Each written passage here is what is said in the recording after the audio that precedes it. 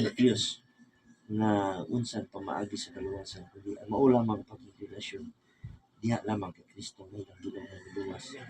Lord, kung naay gamay nga sipyat sa ilang pagtuo, asa man nila puntarya ang ilang pagtuo, Lord, nabalhin na kini usa lamang diya sa imo.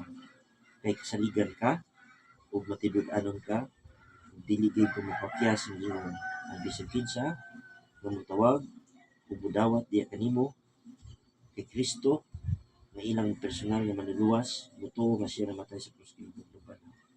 Ang kaluwasan maila tungod kay kini grasya o hatag lamang gasa. Lord, I pray ni ating kuya kung wala pa sila nakahimo sa mao nga pag desisyon sila kinabuhi nga walay lain sa ligan nila ikaw lamang ilang kini buhaton. Ako gi-pray nga diya kay Kristo lamang sila murilay o sandig tungod kini maangkon nila ang kinabuhi walay katapusan.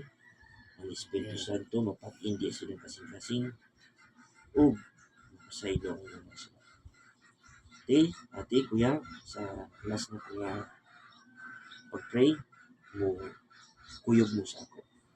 Inyong tinud-anay ablihan ng kasing-kasing na una sudla ang Ginoo sa inyong kinabuhi pinagi sa persona ni Jesu Kristo ug maangkon niyo ang Espiritu Santo mag-pray ta. Langit ninyo Ama.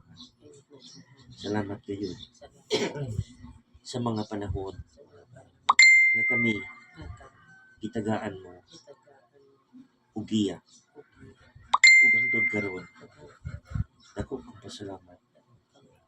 Klaro kayo nasabtan nako ang kaluwasan ikaw ang magbuot. Ang imong anak nga mo'y imong gipadala si Jesu Kristo nagbayad sa kamatayon sa krus ug kumplito gayon ang pamaagi sa kaluwasan nga naa kaniya.